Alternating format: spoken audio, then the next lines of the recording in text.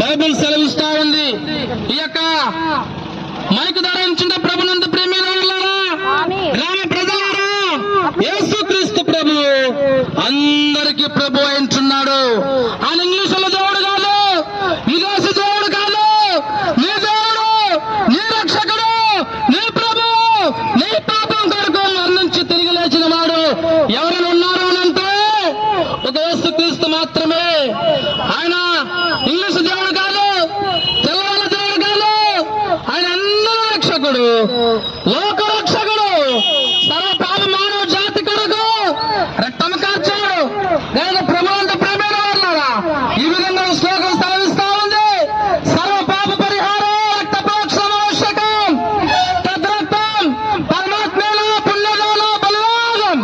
అంటే ఆ పరమాత్మనే ఆ యొక్క పరలోకాలు వదులుకొని భూలోకాలకు వచ్చిన యేసుక్రీస్తు మాత్రమే నీ పాపాన్ని పరిష్కరించేవాడు, నీ పాపాన్ని భరించిన వాడు. నీ బంధువులు వారు చనిపోలేదు నీ కోసము, నీ రక్త సభలు చనిపోలేదు. ఇదిగా యేసుక్రీస్తు నీ కోసం చనిపోయాడు. యేసుక్రీస్తు నీ కోసం తిరిగి సజీవుడే లేచాడు. ప్రపంచంలో కొన్ని కోట్ల కొల సమాజాలు ఉన్నాయి, కానీ ఎవరూ లేలేదు. యేసుక్రీస్తు మాత్రమే లేచాడు. కారణం ఆయన మానవ జాతి పాపాన్ని పరిష్కరించాడు, మానవ జాతి పాపాన్ని భరించాడు, వహించాడు, సహించాడు. అందుకే బైబిల్ సెలవిస్తా ఉంది, ఆయన లోక రక్షకుడు, లోకానికే రక్షకుడు. ఒక దేశానికి కాదు, ఒక తెల్లలకు కాదు, ఒక దేశానికి కాదు, అందరికీ రక్షకుడని బైబిల్ సెలవిస్తా ఉంది.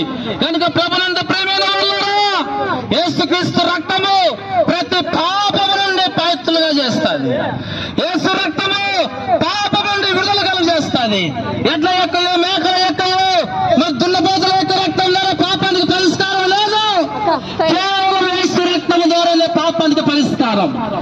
యేసు రక్తం ద్వారానే పరలోకానికి మోక్షము.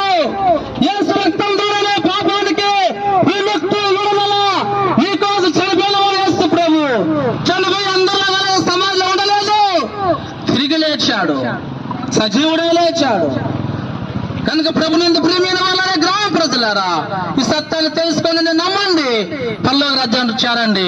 యేసు రక్తము ప్రతి పాపము నుండి, యేసు రక్తము నీ పాపం పోవాలంటే యేసు నమ్మాలి.